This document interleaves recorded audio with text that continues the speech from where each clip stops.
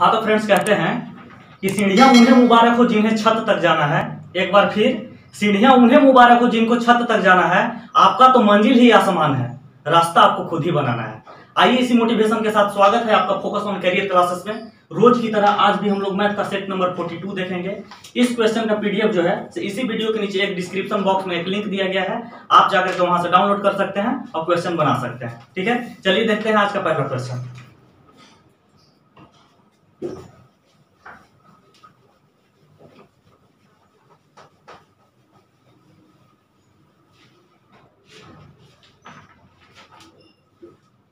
पहला क्वेश्चन है कि 30 रुपए प्रति केजी की चीनी को 45 रुपए प्रति केजी चीनी के साथ किस अनुपात में मिलाया जाए जिससे कि इस मिश्रण को 42 रुपए पर केजी के हिसाब से बेचने पर 20% लाभ हो। ठीक है, चलिए देखिएगा, एलिगेशन का क्वेश्चन है, एलिगेशन मैट्रिक्स हम लोग बनाएंगे। ठीक है, देखिए पहला बात बोल रहा है कि 30 रुपए केजी प्रति केजी कोई चीनी है। ठीक है, और दूसरा जो बोल रहा है वो 45 रुपए चीनी है। ठीक है, अब इसको बोल रहा है कि 42 रुपए के बेचना है। ठीक है, जिससे कि 20% का लाभ हो रहा है, तो किस अनुपात में मिलाना होगा। ठीक है, तो क्वेश्चन के अकॉर्डिंग बोल रहा है कि जब इसे 42 रुपए पर केजी के हिसाब से बेचा जाएगा तो 20% का लाभ हो रहा है, तो यानी कि वास्तविक कॉस्ट प्राइस कितना होगा। तो हम यहाँ से बोल देंगे कि 120 का वैल्यू है और 100 का हम निकाल देंगे 100% का वैल्यू, तो यहाँ से बोल देंगे कितना 20 25 और 20 छक्के 20 से। ठीक है, यहाँ से करेंगे तो 7 बार में हमारा कितना आ गया, 35 रुपए आ गया पर केजी, मतलब वास्तविक मूल्य हमारा 35 रुपए पर केजी आ गया। अब इसको हम 35 से क्या करेंगे, एलिगेट कर देंगे। ठीक है, 35 रुपए पर केजी के साथ एलिगेट कर देंगे। अगर हम इसको एलिगेट करेंगे तो क्या होगा, देखिएगा यहां से अगर ऐसे करेंगे तो 45 में से अगर 35 घटा देंगे तो हमारा जो आ जाएगा 10 आ जाएगा, और 35 में से अगर 30 घटा देंगे तो 5 आ जाएगा। यानी बोल सकते हैं कि 2:1 के अनुपात में उस चीनी 30 रुपए पर केजी के हिसाब से और 45 रुपए पर केजी वाला चीनी को अगर 35 रुपए के भाव से अगर मिला करके बेच दिया जाए तो हमारा क्या है, 2:1 के अनुपात में मिलाना होगा। ठीक है, इस प्रकार से पहला का ऑप्शन नंबर जो हो जाएगा हमारा ए हो जाएगा। ठीक है, चलिए क्वेश्चन नंबर 2 देखिए।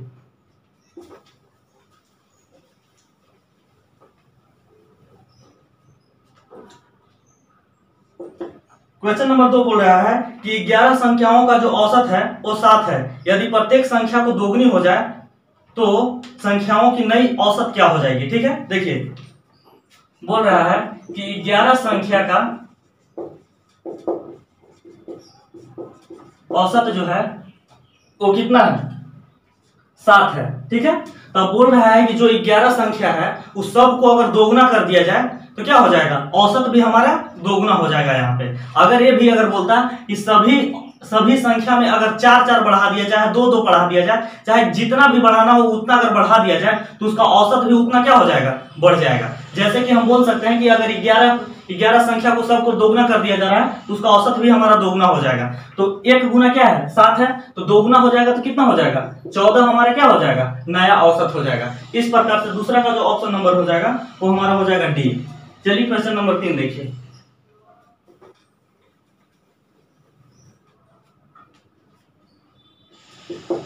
क्वेश्चन नंबर 3 बोल रहा है कि अमित अपनी आय का 20% स्कूल में देता है तथा शेष का 20% अपने बैंक में जमा कर देता है। यदि उसके पास अब 12,800 रुपया है तो बताइए कि अमित की आय कितना था। ठीक है, तो मान लीजिए कि अमित का जो आय है, अमित का आय 100 रुपया है। ठीक है, 100 रुपया का क्या कर रहा है कि 20% जो है स्कूल को दे रहा है, स्कूल में जमा कर रहा है, तो बचा कितना भाई, 80% बचा। ठीक है, अब बोल रहा है कि 20% जो है अपने बैंक में जमा कर रहा है, तो अभी भी कितना बच रहा है, 80% बच रहा है, और इसी का जो टोटल वैल्यू दिया हुआ है वो 12,800 रुपया दिया हुआ है। तो यहां से हम क्या करेंगे, एक्स का मान निकाल लेंगे। ठीक है, अगर यहां से करें तो 2 जीरो से 2 जीरो हमारे एक कैंसिल हो जाएगा। ठीक है, और 8 अठाई कितना हो गया, 64, और 64 से इसको कट करेंगे तो 2 बार में, यानी कि बोल देंगे कि x बराबर 100 गुना 100 करेंगे तो 10,000 हो जाएगा, और 10,000 को उधर ले जाएंगे तो हमारा 20,000 रुपया आ जाएगा। यानी कि अमित का जो आय था वो 20,000 रुपया था। इस प्रकार से 3 का ऑप्शन नंबर जो हो जाएगा बी हो जाएगा। चलिए क्वेश्चन नंबर 4 देखिए।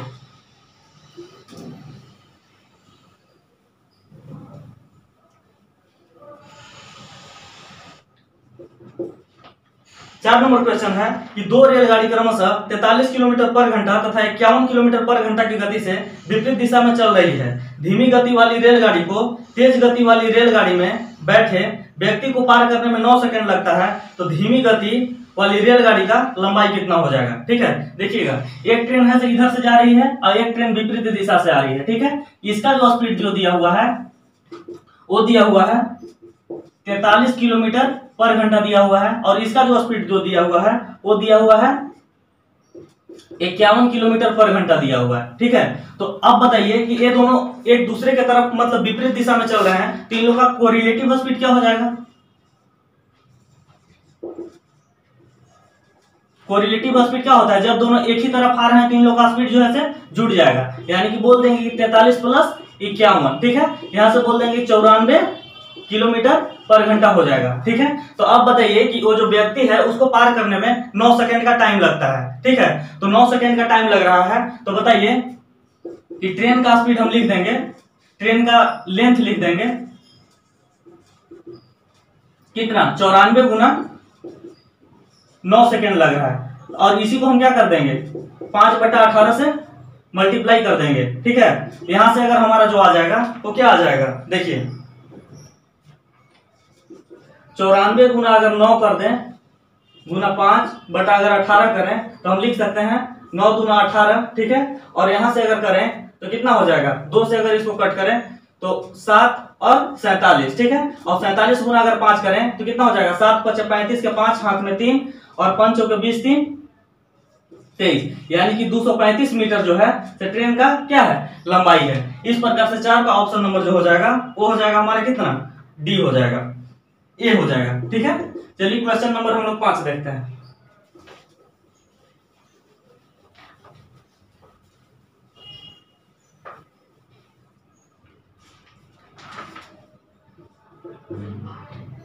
क्वेश्चन नंबर 5 बोल रहा है कि एक निश्चित राशि साधारण ब्याज की दर से 2 वर्षों में 918 तथा 3.5 वर्ष में 969 हो जाती है, तो ब्याज की दर ज्ञात करना है, रेट फाइंड करना है। ठीक है, चलिए देखिए दिया हुआ है कि 3.5 वर्ष में जो राशि है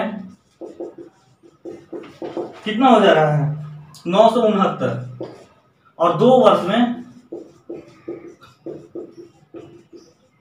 राशि जो है कि कितना हो जा रहा है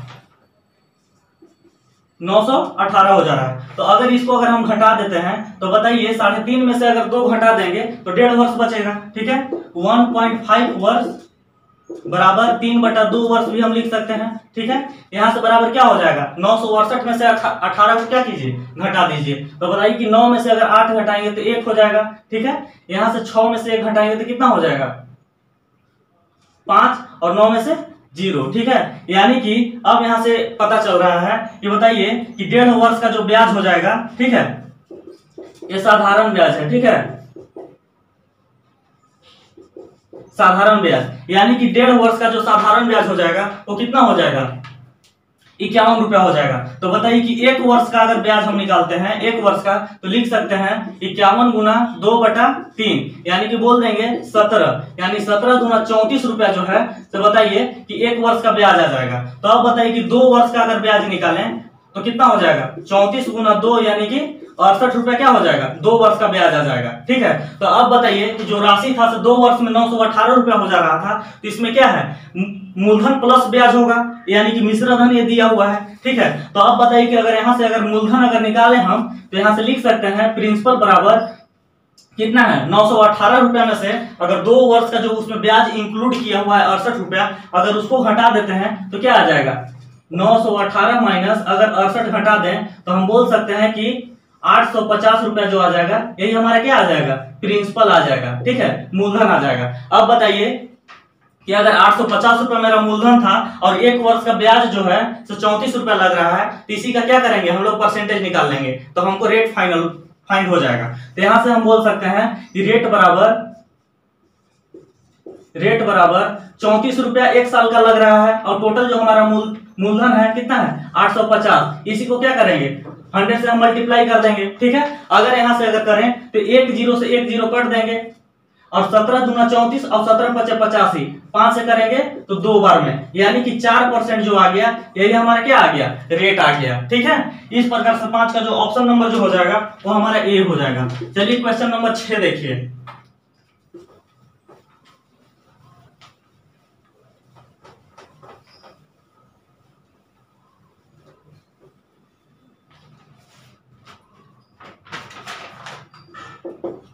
क्वेश्चन नंबर 6 है कि त्रिभुज पी क्यू आर में पी आर तथा पी क्यू तथा पी आर को क्रमशः ए तथा बी तक बढ़ाया जाता है। ठीक है, एंगल ए क्यू आर तथा एंगल बी आर क्यू को एक समद्विभाजक बिंदु ओ पर प्रतिच्छेद करता है।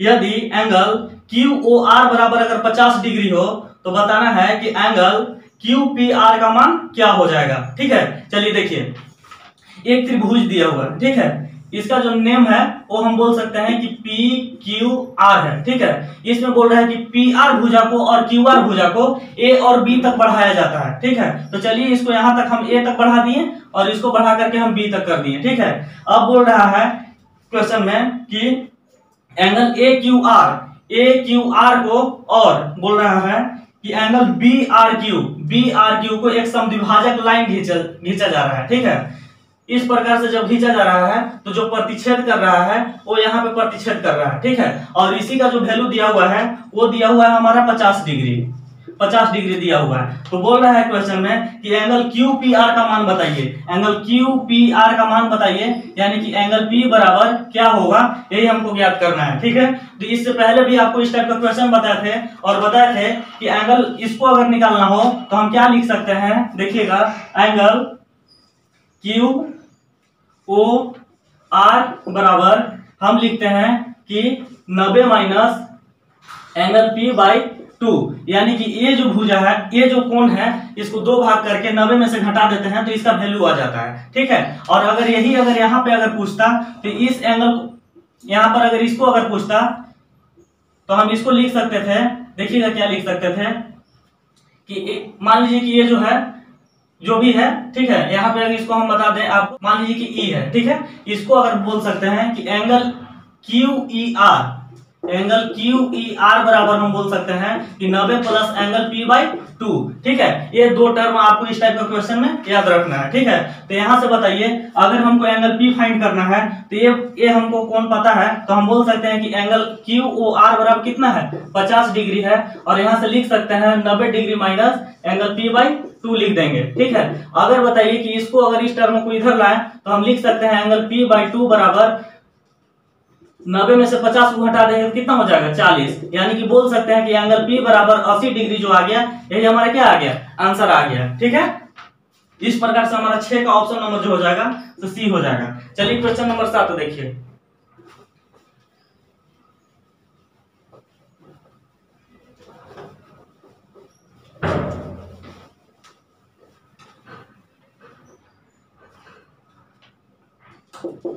क्वेश्चन नंबर 7 बोल रहा है कि 2 बटा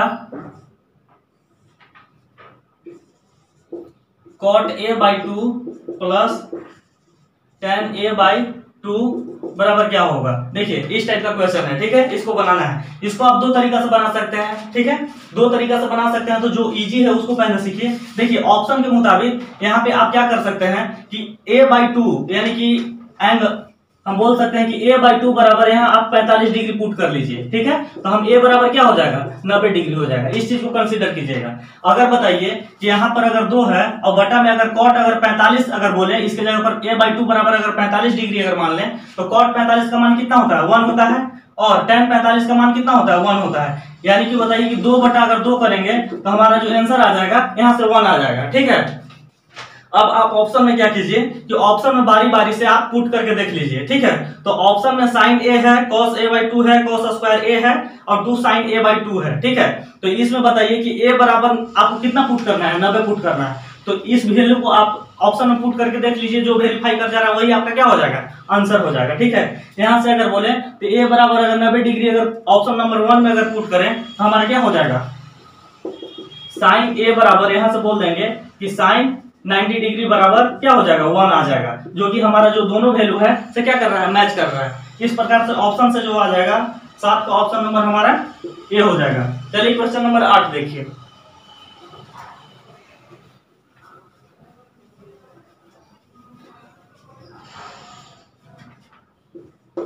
क्वेश्चन नंबर 8 बोल रहा है कि यदि 20% और 30% की दो क्रमागत अगर छूट दिया जाता है तो नेट छूट क्या होगा। बहुत बार आपको क्वेश्चन को रिपीट करा दिए हैं, देख लीजिए। छूट बोल रहा है इसलिए हम इसको माइनस से डोनेट करेंगे, ठीक है। इसका मेन फॉर्मूला होता है a plus B plus a into B by 100 होता है, ठीक है। नेट छूट बोल सकते हैं, ठीक है। यहाँ पे छूट की बात कर रहा है इसलिए क्या करेंगे, माइनस से हम डिनोट करेंगे। तो बोल रहा है कि 20% का छूट दिया जा रहा है और एक जो दिया जा रहा है 30% का छूट दिया जा रहा है। अब बताइए कि माइनस माइनस यहाँ क्या हो जाएगा, प्लस हो जाएगा, ठीक है। तो 20 × 29 डिवाइडेड बाई 100, 2 जीरो से 2 जीरो कट जाएगा, यानी कि बोल सकते हैं कि -50 प्लस अगर 4 कर दें कितना 6 हो जाएगा ना। तो हम बोल सकते हैं कि 44 -44% जो है तो नेट छूट हो जाएगा। इस प्रकार से 8 का ऑप्शन नंबर जो हो जाएगा बी हो जाएगा। चलिए क्वेश्चन नंबर 9 देखिए।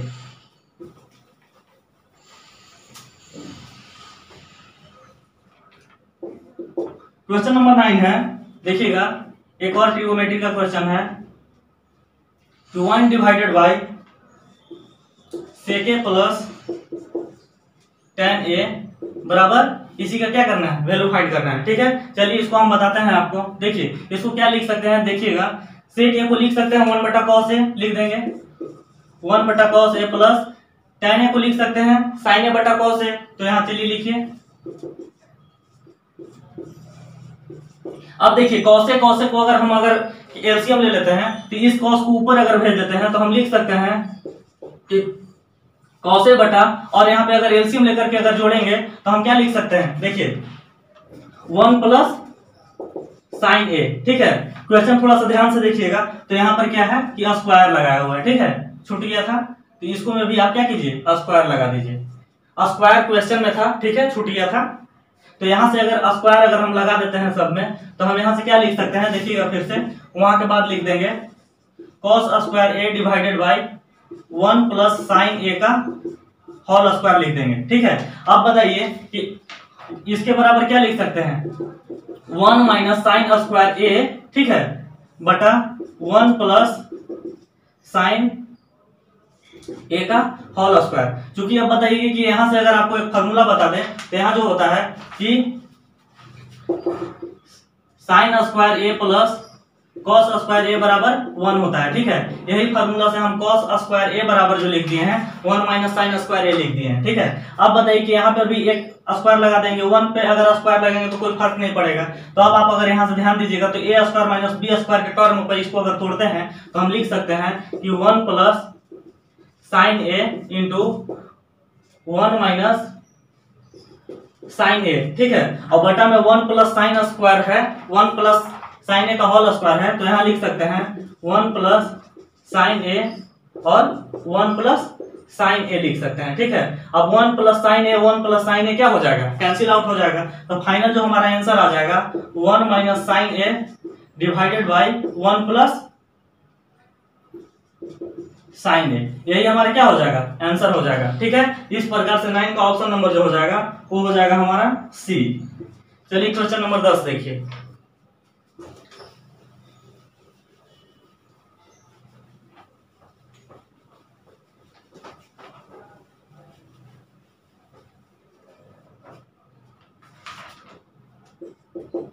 क्वेश्चन नंबर 10 बोल रहा है कि धातु के 3 ठोस गोले जिनकी त्रिज्या जो है से 1 सेंटीमीटर, 6 सेंटीमीटर, 8 सेंटीमीटर है, इनको पिघला करके एक नया ठोस गोला बनाया जाता है तो उसका त्रिज्या क्या हो जाएगा, ठीक है। पिछले दिन भी हम आपको क्वेश्चन बताए थे लेकिन उससे थोड़ा सा शॉर्ट क्वेश्चन है। देखिए 3 है से गोला है, ठीक है,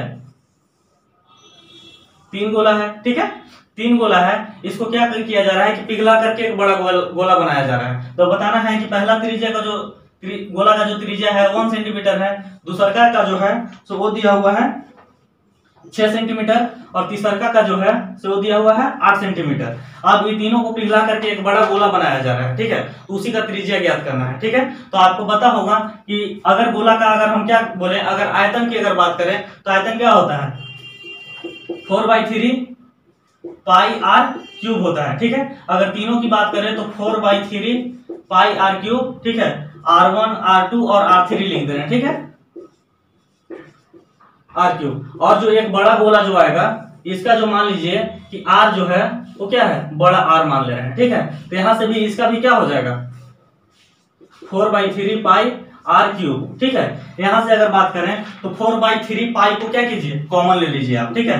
तो यहाँ से अगर ले लें 4/3 पाई को कॉमन ले लेते हैं तो आर क्यूब प्लस R1 का क्यूब प्लस R2 का क्यूब प्लस R3 का क्यूब, यहाँ से और यहाँ से क्या लिख देंगे 4/3 पाई आर क्यूब। अब देखिए कि 4/3 pi r cube 4/3 pi r cube cancel हो जाएगा। तो अब बताइए कि R1 का क्यूब R2 का क्यूब और R3 का क्यूब अगर को हम ऐड करते हैं तो क्या हो जाएगा, 1 का क्यूब 1 हो जाएगा और 6 का क्यूब अगर करें तो कितना हो जाएगा 216 हो जाएगा और 8 का अगर क्यूब करें तो 512 आ जाएगा। इस प्रकार से यहाँ पर क्या बच गया, बड़ा आर क्यूब बच गया, ठीक है।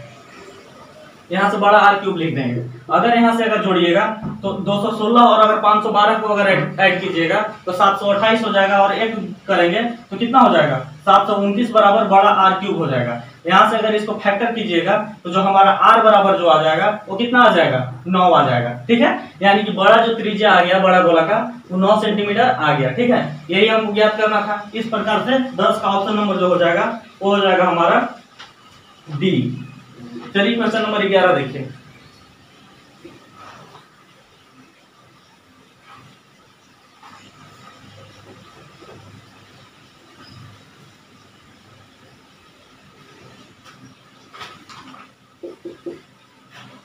क्वेश्चन नंबर 11 है कि a to the power x बराबर b है और b to the power y बराबर c है तथा x y z बराबर 1 है तो c के पावर z का मान ज्ञात करना है। देखिए a के पावर x बराबर जो दिया हुआ है वो b दिया हुआ है और b के पावर y बराबर जो दिया हुआ है वो c दिया हुआ है और x y z बराबर 1 दिया हुआ है। तो बोल रहा है क्वेश्चन में कि c के पावर अगर z करेंगे तो इसका क्या वैल्यू हो जाएगा, ठीक है। एक क्वेश्चन है बहुत छोटा है, बहुत ज्यादा आता है और इसको लोग बना नहीं पाते हैं, तो ध्यान दीजिएगा इस टाइप का क्वेश्चन को कैसे हमको क्लियर करना है, ठीक है। अगर यहाँ का क्या करना है कि बताइए पावर में आपको y से दोनों साइड मल्टीप्लाई कीजिए। तो यहाँ से लिख देंगे क्या हो जाएगा a के पावर xy, ठीक है, और यहाँ पर b के पावर y हो जाएगा, ठीक है। अब बताइए कि यहाँ से a के पावर अगर xy हो गया तो b के पावर y बराबर क्या पुट कर सकते हैं, देखिए यहाँ पे c पुट कर सकते हैं, ठीक है। अब इसको पावर में क्या कीजिए कि आप z से मल्टीप्लाई कर दीजिए। तो यहाँ से करेंगे तो a के पावर xy z, यहाँ से क्या हो जाएगा c के पावर z हो जाएगा, ठीक है। ये एक टर्म आ गया, इसको आप ध्यान में दीजिएगा, ठीक है। जो टर्म आया वो क्या आया, a के पावर xy z आया और यहाँ जो हो गया तो c के पावर z हो गया, ठीक है। c के पावर जब z आ गया तो अब बताइए कि x y z का आपको वैल्यू पता है कितना है 1 है, तो हम a के पावर 1 बराबर क्या हो जाएगा c के पावर z, यानी कि हम बोल सकते हैं कि c के पावर z बराबर जो आ गया हमारा क्या आ गया a आ गया। इस प्रकार से 11 का जो ऑप्शन नंबर हो जाएगा वो हमारा a हो जाएगा। चलिए क्वेश्चन नंबर 12 देखिए।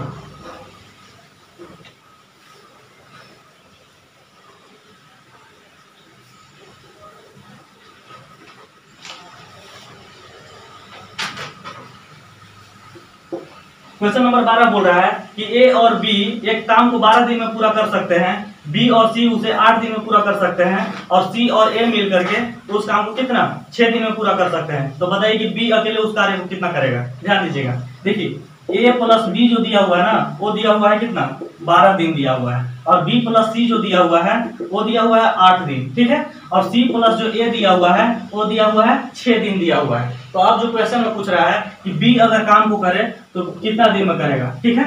चलिए क्या कीजिए कि इसको आप ऐड कर दीजिए, ठीक है। तो यहाँ से आप अगर ऐड कीजिएगा तो क्या हो जाएगा 2a 2b और 2ca बराबर कितना हो जाएगा, यहाँ से बोल देंगे। तो आप 2 क्या कीजिए कि कॉमन ले लीजिए, तो a plus b plus c बराबर जो आ गया तो कितना आ जाएगा।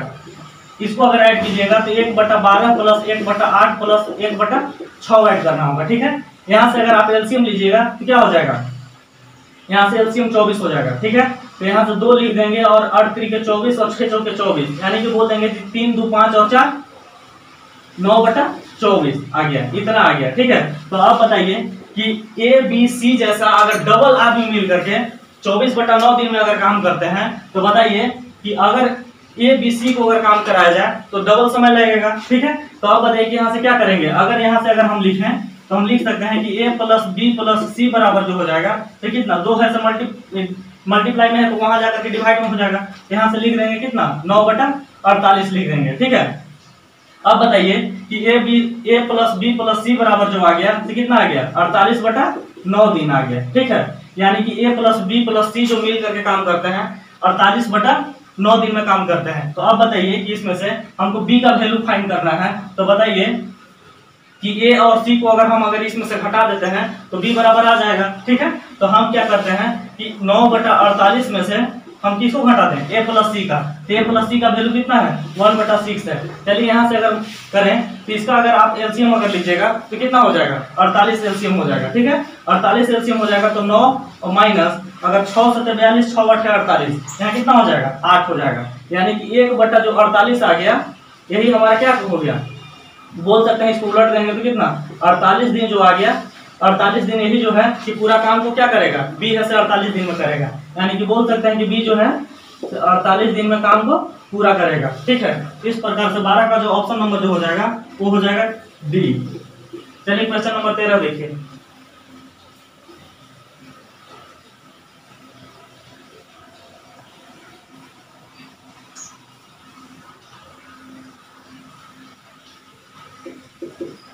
क्वेश्चन नंबर 13 बोल रहा है कि x into X plus Y plus Z बराबर जो दिया हुआ है वो दिया हुआ है 20, और जो दिया हुआ है y into X plus Y plus Z बराबर यहाँ पे दिया हुआ है 20 दिया हुआ है, और एक टर्म और दिया हुआ है वो दिया हुआ है z into X plus Y plus Z बराबर वो दिया हुआ है 50। ठीक है, तो क्वेश्चन के मुताबिक जो पूछ रहा है देखिएगा कि 2 into X plus Y plus Z बराबर क्या हो जाएगा, यही फाइंड करना है। ठीक है, तो यहाँ से क्या कीजिए कि आप इस एक्स टर्म को, इस वाई टर्म को और इस जेड टर्म को आपस में क्या कर दीजिए, मल्टीप्लाई कर दीजिए। तो यहाँ से अगर हम लिखेंगे तो बताइए x² plus X Y plus X Z हो जाएगा बराबर 20 हो जाएगा। ठीक है, यहाँ से अगर बात करें तो इसको मल्टीप्लाई कीजिएगा तो लिख देंगे X Y plus Y square plus Y Z बराबर यहाँ से क्या हो जाएगा, 20 हो जाएगा। अगर इसको अगर मल्टीप्लाई करेंगे तो क्या लिखेंगे, X Z plus Y Z plus Z square बराबर क्या लिख देंगे, 50। और ये तीन को इक्वेशन आ गया, और तीनों इक्वेशन को क्या कीजिए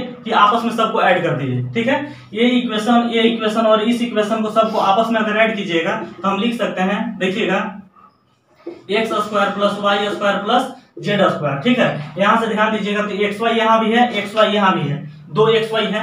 तो आप बताइए कि 2 को कॉमन ले लीजिए तो हम लिख सकते हैं xy plus yz plus zx लिख देंगे। ठीक है, अब बताइए कि ये लेफ्ट साइड को हम ऐड कर लिए तो बचा राइट साइड वाला। तो राइट साइड में वैल्यू कितना है, 20 है, 20 है और 20 है, और यहाँ पे कितना है, 50 है। ठीक है, तो यहाँ पे दिया हुआ 20, 30, 50 है ना, यहाँ पे 20 नहीं है, 30 है। ध्यान दीजिएगा क्वेश्चन में। ठीक है, 30 है, मिस्टेक हुआ है। ठीक है, तो अब बताइए कि राइट साइड वाला को अगर आप ऐड कीजिएगा तो कितना हो जाएगा, 20, 30, 50 और 50, 100 हो जाएगा। ठीक है, अब अगर आप ध्यान से देखिएगा तो x² plus y² plus z² plus 2 into xy plus yz plus zx जो है से क्या चीज का फॉर्मूला है, आप ध्यान थोड़ा सा दीजिएगा तो x plus y plus z का होल स्क्वायर का फॉर्मूला है। ठीक है, तो इसके बराबर में x plus y plus z का होल स्क्वायर लिख देंगे, और यहाँ लिख देंगे हम क्या, 100 लिख देंगे। ठीक है, यहां से अगर करेंगे तो इस स्क्वायर को अगर बराबर के अगर उस साइड को अगर ले जाते हैं तो रूट चला जाएगा। ठीक है, तो हम यहां से फाइनल जो आ जाएगा एक्स वाई प्लस जेड बराबर जो आ जाएगा हमारा कितना आ जाएगा, 10 आ जाएगा। ठीक है, अब बताइए कि क्वेश्चन में क्या पूछ रहा था, 2 into X plus Y plus Z. तो अब बताइए कि X plus Y plus Z का वैल्यू 10 है, तो अगर 2 से उसमें मल्टीप्लाई कर देंगे तो इसका वैल्यू मेरा क्या आ जाएगा, इसका वैल्यू हमारा 20 आ जाएगा। इस प्रकार से क्वेश्चन नंबर 13 का जो ऑप्शन नंबर जो हो जाएगा वो हो जाएगा हमारा ए। चलिए क्वेश्चन नंबर 14 देखिए।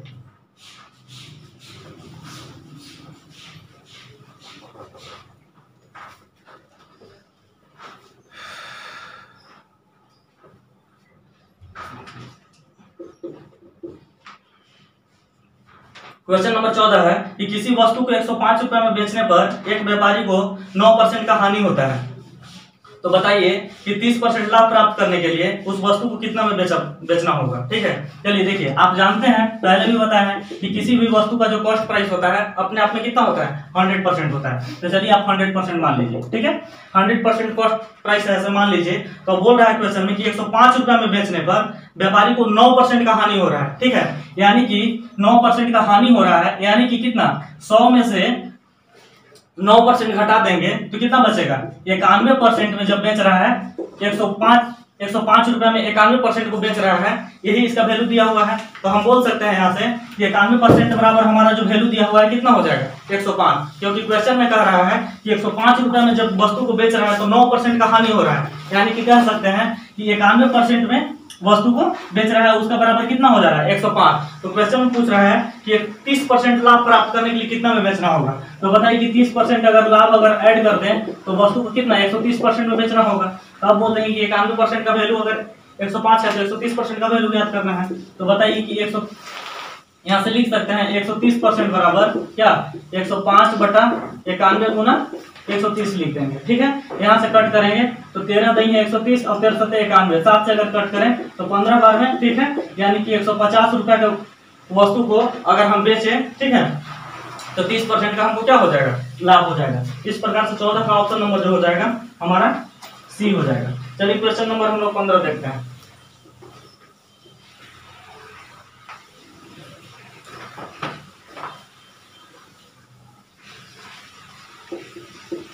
क्वेश्चन नंबर 15 है कि 4 वर्ष पहले ए और बी की आयु का अनुपात जो है तो 2:3 था। ठीक है, और 4 वर्ष पश्चात जो है से यह अनुपात जो है 5:7 हो जाएगा। तो उनकी वर्तमान आयु ज्ञात करना है। ठीक है, इसको 3 पॉइंट में हम लोग सीखेंगे। देखिए 1 पॉइंट, 2 पॉइंट और 3 पॉइंट। ठीक है, अगर बात बोले तो ये प्रेजेंट का है, ये पास्ट का है और ये फ्यूचर का है। ठीक है, तो बोल रहा है कि 4 साल अगर पहले की अगर बात करें तो -4 इसलिए डिनोट कर रहे हैं कि 4 साल हम वर्तमान से पहले जा रहे हैं, न कि -4 है। ठीक है, तो अगर हम 4 साल पहले जा रहे हैं तो इनका जो ए और बी का जो आयु का अनुपात है वो अनुपात हो जा रहा है 2:3 हो जा रहा है। ठीक है, अब 4 साल बाद अगर हम जा रहे हैं तो इनका जो आयु का अनुपात जो हो जा रहा है वो हो जा रहा है 5:7 हो जा रहा है। ठीक है, तो इस क्वेश्चन में आपको बस यही ध्यान देना है कि वास्तविक अगर अंतर देखा जाए तो 4 साल पहले और 4 साल बाद, यानी कि इन लोग का अगर वास्तविक अगर एज का अंतर देखा जाए तो 8 वर्ष हो रहा है, लेकिन अनुपातिक अंतर दोनों जगह बराबर है कि नहीं है, इसी बात को ध्यान देना है। अगर यहाँ से दीजिएगा तो 5 में से अगर 2 घटाएंगे तो 3 आ जा रहा है, और 7 में से 3 घटाएंगे तो 4, यही यहाँ पे बराबर आना चाहिए था, लेकिन बराबर नहीं आ रहा है। तो इस बराबर को करने के लिए क्या करते हैं, ये दोनों का अंतर से इसमें मल्टीप्लाई कर देंगे और ये दोनों का अंतर से इसमें मल्टीप्लाई कर देंगे। ठीक है, तो अब बताइए कि 3 में से 2 घटाएंगे तो 1 आ जाएगा, और 7 में से अगर 5 को घटाएंगे तो 2 आ जाएगा। यानी कि अब जो हमारा जो नया रेशियो आ गया वो क्या आया, ए अनुपात बी बराबर हम लिख सकते हैं 2 दूना 4 और 3 दूना 6, और जो एक और आ जाएगा 5:7 आ जाएगा।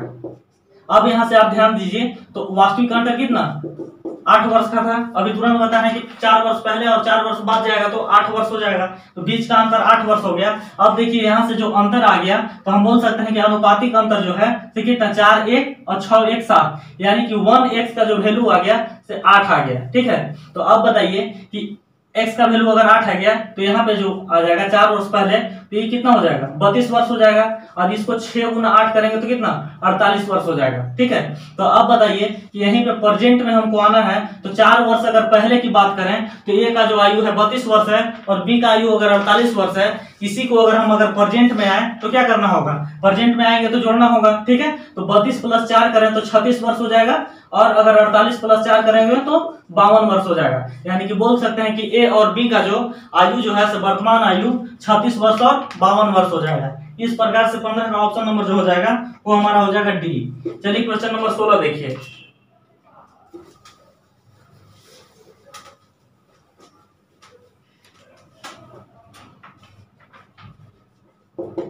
देखिए क्वेश्चन नंबर 16 है कि 150 मीटर लंबी रेलगाड़ी 500 मीटर लंबे पुल को पार करने में 30 सेकंड का समय लेती है, तो 370 मीटर लंबे प्लेटफॉर्म को पार करने में रेलगाड़ी कितना समय लेगा। ठीक है, चलिए ट्रेन का जो लेंथ दिया हुआ है वो दिया हुआ है 150 मीटर, और जो रेलगाड़ी पुल का जो दिया हुआ है वो दिया हुआ है कितना 500 मीटर दिया हुआ है। तो चलिए इसका पहले क्या करते हैं, इसका हम टाइम जो दिया हुआ है 30 सेकंड दिया हुआ है। सबसे पहले क्या करते हैं कि ट्रेन का स्पीड निकाल लेते हैं। ठीक है, तो ट्रेन का स्पीड निकालने के लिए क्या करेंगे 150 + 500 जोड़ देंगे, ये कितना हो जाएगा, जोड़ेंगे 150 + 500 डिवाइडेड बाय क्या 30, तो हमारे यहाँ से आ जाएगा ट्रेन का स्पीड, ट्रेन का स्पीड आ जाएगा। ठीक है, यहाँ से जोड़िएगा 500 1 650 बटा 30, यानी कि 1 जीरो से अगर कर देंगे तो 65/3 मीटर पर सेकंड क्या आ जाएगा, ट्रेन का स्पीड आ जाएगा। ठीक है, तो अब क्वेश्चन में पूछ रहा है कि 370 मीटर लंबे प्लेटफॉर्म को पार करना है। ठीक है, तो ट्रेन का लंबाई बताइए 150 है और प्लेटफॉर्म का जो लंबाई है वो कितना है, 370 दिया हुआ है। ठीक है, यहाँ से क्या करेंगे, इस स्पीड से हम क्या करेंगे, भाग दे देंगे, तो बताइए कि टाइम हमारा निकल जाएगा। ठीक है इसको से चलिए भाग दीजिए, तो अगर 65/3 से अगर भाग देंगे तो क्या 3 है से ऊपर में जाकर के क्या हो जाएगा, मल्टीप्लाई हो जाएगा। ठीक है, अगर यहाँ से अगर बात करें तो 150 और 370 को जोड़िएगा तो कितना हो जाएगा, 0 7 5 12 के 2 हाथ में 1 3 1 4 1 5, 520 गुना 3/65 आ गया। ठीक है, अगर यहाँ से करें तो 13 बचे, 13 से अगर कट करेंगे तो 5 बार में और 13 चौके 52, अगर 5 से कट करेंगे तो इस 40 को 8 बार में कट होगा, यानी कि 24 सेकंड जो आ गया तो उस प्लेटफॉर्म को पार करने में ट्रेन ऐसा समय लगाएगी। ठीक है, इस प्रकार से 16 का ऑप्शन नंबर जो हो जाएगा हमारा सी हो जाएगा। चलिए क्वेश्चन नंबर 17 देख लीजिए।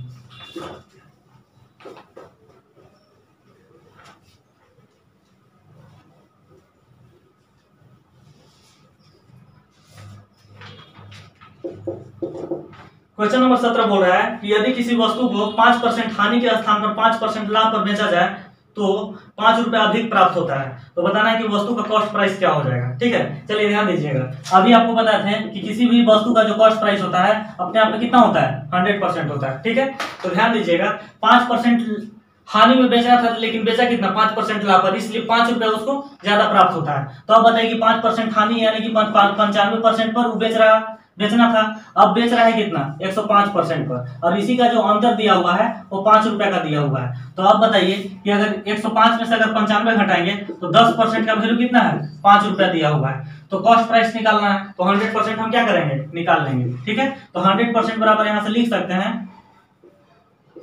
100% बराबर क्या, कॉस्ट प्राइस, और यहाँ से लिख देंगे कितना, 5/10 गुना क्या, 100, 10 से 10 बार में कट जाएगा, यानी कि 50 रुपया जो आ गया उस वस्तु का क्या आ गया, कॉस्ट प्राइस आ गया। इस प्रकार से 17 का ऑप्शन नंबर जो हो जाएगा हमारा सी हो जाएगा। चलिए क्वेश्चन नंबर 18 देख लीजिए।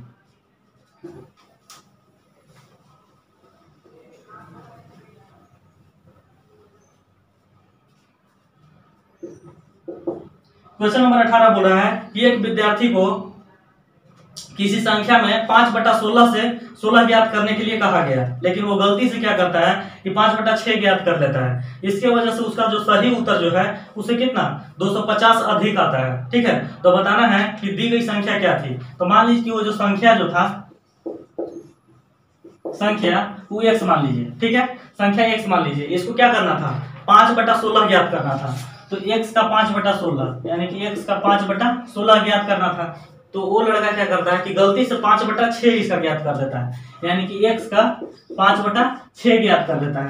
इससे जो इसका जो उत्तर आता है ना वो 250 रुपया अधिक आ जाता है, यानी कि बोल सकते हैं कि यही दोनों का जो अंतर है तो 250 रुपया। ठीक है, तो हम यहाँ से बोल सकते हैं क्या कि 5x divided by 6 minus 5x divided by 16 is equal to कितना, 250 रुपया, और यही x का वैल्यू फाइंड कर लेना है। मेन इसमें सीखना था इक्वेशन हम कैसे बनाएं। ठीक है, अगर यहाँ से कीजिएगा इसका जो एलसीएम हो जाएगा तो 6 और 16 का अगर एलसीएम निकालिएगा तो कितना हो जाएगा, 48 आ जाएगा। ठीक है, अगर यहाँ से अगर करें तो 48 में अगर 6 से भाग दीजिएगा तो 8 6 48 यानी 8 बचे, यहाँ से कितना हो जाएगा 40x माइनस यहाँ से अगर 16 48 15x बराबर कितना 250। अगर यहाँ से 40 में से अगर 15 घटाएंगे तो 25x बराबर बटा 48 इज इक्वल टू कितना 250। अगर इस 25 से अगर इसको कट कीजिएगा तो 10 बार में, और x का जो वैल्यू आ जाएगा तो कितना 480 रुपया x का वैल्यू आ जाएगा, यानी कि x का जो वास्तविक जो वैल्यू था वो कितना था 480 था। ठीक है, इस प्रकार से 18 का ऑप्शन नंबर जो हो जाएगा हमारा बी हो जाएगा। चलिए क्वेश्चन नंबर हम लोग 19 देखते हैं।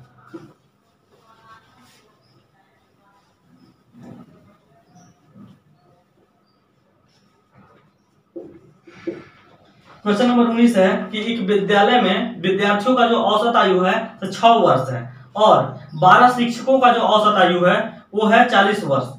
यदि सभी शिक्षक और सभी विद्यार्थी को कुल औसत आयु जो है 7 वर्ष हो तो बताइए कि कुल विद्यार्थी का संख्या कितना था। ठीक है, चलिए ध्यान दीजिएगा, बोल रहा है क्वेश्चन में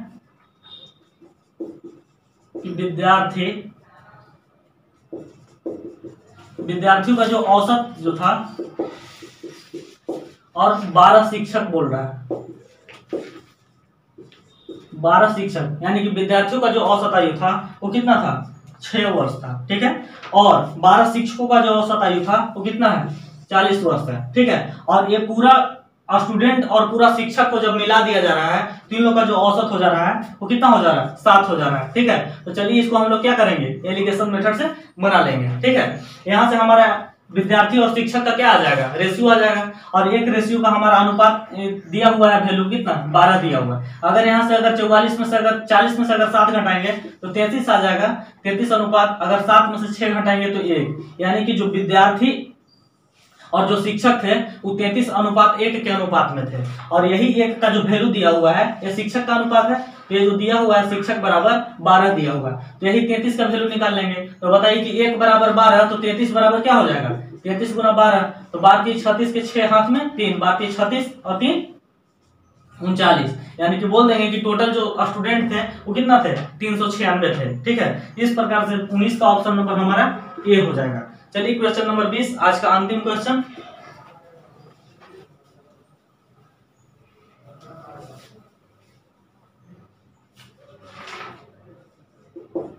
चलिए क्वेश्चन नंबर 20 है कि 3 के पावर x प्लस 8 बराबर 27 के पावर 2x प्लस 1 है। तो बताइए कि x का वैल्यू क्या हो जाएगा, ठीक है। यहाँ पे चलिए छोटा सा क्वेश्चन है, ध्यान देते हैं। देखिए यहाँ से लिख देंगे 3 के पावर x प्लस 8 और बताइए कि इसको बेस है से 3 के बराबर करना है। इसको क्या लिख सकते हैं, 3 के पावर 3 और यहाँ पे दिया हुआ है 2x प्लस 1, ठीक है। अब बताइए, देखिए बेस बेस बराबर हो जाएगा तो पावर को क्या कर लेंगे, इक्वल कर लेंगे। तो x प्लस 8 बराबर लिख सकते हैं 3 गुना 6x प्लस 3।